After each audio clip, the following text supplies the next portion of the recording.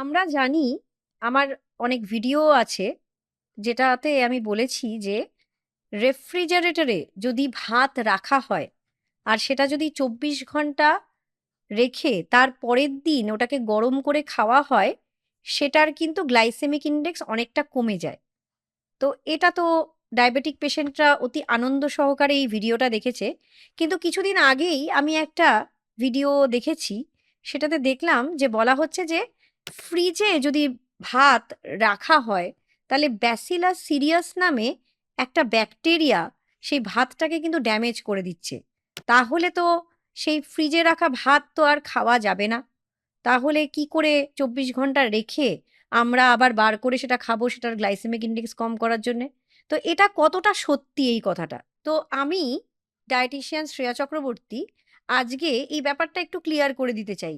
আপনারা হাফ কথা শুনে ভয় পাবেন না, কারণ এটা কিন্তু একেবারেই সত্যি যে ভাত যদি রান্না করে সেটাকে ঠান্ডা করে যদি ফ্রিজে রাখা হয়, তারপরে সেইটা যদি 24 ঘন্টা পরে যদি আমরা বের করে খাই, সেটার কিন্তু গ্লাইসেমিক ইন্ডেক্স সত্যিই কমে যায়। সেটা কিন্তু অতি আনন্দ সহকারে খেতে পারেন, তবে হ্যাঁ, পরিমাণ অবশ্যই মেপে অনেকটা খেতে পারবেন তার কোনো মানে হয় না, বিশেষভাবে ডায়াবেটিক পেশেন্টরা বা যাদের ওবিসিটি আছে তারা।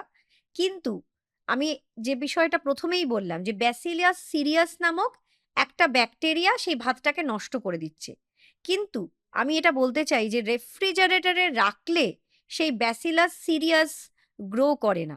রেফ্রিজারেটরে যদি ভালোভাবে সেটাকে সিলড প্যাকে রাখা হয়, সেটাকে যদি ভালোভাবে কোনোভাবে বাজে হ্যান্ডলিং, মানে কোনো কেউ হাত না ধুয়ে সেটাকে টাচ করেছে বা কিছুভাবে যদি সেটা কোনোভাবে আহ, কিছুভাবে টক্সিনস চলে গেছে, তবে সেখান থেকে কিন্তু সেই ভাতটা খারাপ হয়ে যেতে পারে। আদারওয়াইজ রেফ্রিজারেটরে রেখে কোনোভাবে সেই ব্যাসিলাস সিরিয়াস কিন্তু গ্রো করতে পারে না। কেননা আমি এটাই বলতে চাই যে একটা রাইসের মধ্যে কিন্তু এই ব্যাসিলাস সিরিয়াস নামক এই ব্যাকটেরিয়াটা অলরেডি থাকে। এটা যখন রান্না করা হয় তখন এই ব্যাসিলাস সিরিয়াস গুলো কিন্তু মরে যায়।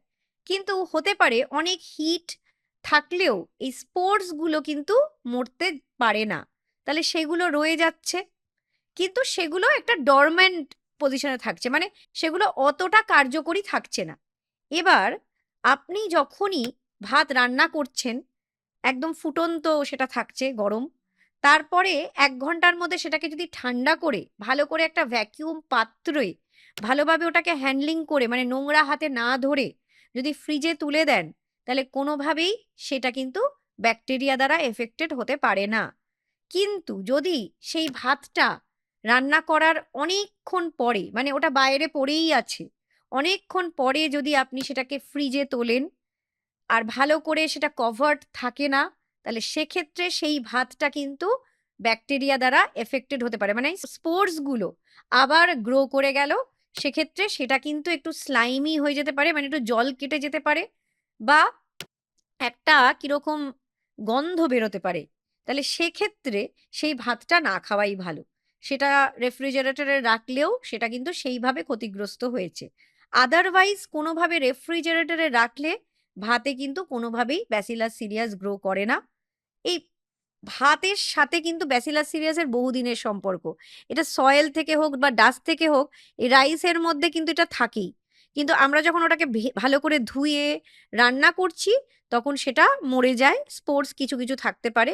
কিন্তু সেটা যদি কিছুক্ষণ রান্না করার পরেই আমরা ভালো করে প্যাকড তুলে দিই, তাহলে কিন্তু কোনোভাবে ক্ষতিগ্রস্ত হতে পারে না। তো সেই জন্য এটা কিন্তু একটা ভুল ধারণা। তো যেটা আগে আমি ভিডিও বানিয়েছিলাম, তো সেই জন্যেই এই ভিডিওটা করাটা খুব জরুরি ছিল, যে এরকম ভুল ধারণার মধ্যে থাকবেন না। আপনারা ফ্রিজে রেখে ভাত খেতে পারেন, কিন্তু সেটা কিন্তু অত্যন্ত জরুরি ভালোভাবে ওটাকে সিলড প্যাকে রাখা। তো সেইটা যদি মাথায় রেখে করতে পারেন, আপনারা অবশ্যই সেভাবে ইউজ করুন।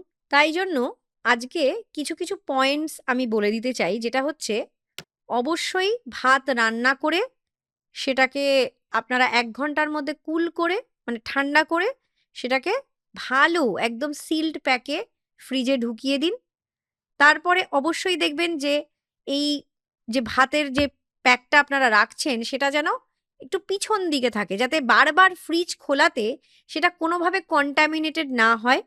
আর এই যে ভাতটা আপনি ফ্রিজারে রাখছেন, সেটা কিন্তু 24 থেকে 48 আওয়ার্স অবধি রাখা যাবে, তার বেশি রাখলে কিন্তু সেটা ড্যামেজড হতেই পারে।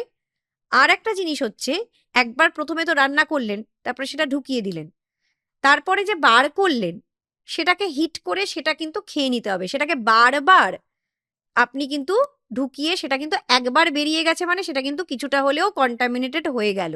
তাহলে সেক্ষেত্রে আবার সেই রেখে দিলে কিন্তু ব্যাসিলাস সিরিয়াস গ্রো করার চান্সেসটা বেড়ে গেল। তাহলে আপনারা এটা করতে পারেন যে অনেকটা ভাত রান্না করে ডিফারেন্ট কন্টেনারে প্ল্যানিং করে রাখলেন, যে যেদিনকে যেটা দরকার সেইভাবে বার করে আপনারা খেলেন। তো এটা একটা প্রসিডিওর যেগুলো আমি মনে করিয়ে দিতে চাইলাম। তো এভাবে করলে আশা করা যায় কোনোভাবে কন্টামিনেশন হবে না। লো গ্লাইসেমিক ইন্ডেক্স ভাত আপনারা খেতে পারবেন, যেটা সাদা ভাত যাদের অত্যন্ত প্রিয়, তারা একটা আশা পেয়েছিলেন যে এভাবে আমরা খেতে পারবো, তো খেতে পারবেন, কিন্তু পরিমাণ অবশ্যই মেপে। তো পরিমাণে বেশি খেলে কিন্তু সেই একই জায়গায় চলে আসবেন, ওবিসিটি কমবে না, আপনার গ্লুকোজ স্পাইকটাও ব্লাডে কিন্তু তাড়াতাড়ি হয়ে যাবে। তো ভালো থাকবেন, সুস্থ থাকবেন। এটা একটা জাস্ট অ্যাওয়ারনেস ভিডিও, আপনারা শুনলে আশা করি আপনাদের কোনো কাজে নিশ্চয়ই এটা লাগবে। ভালো থাকবেন, নমস্কার।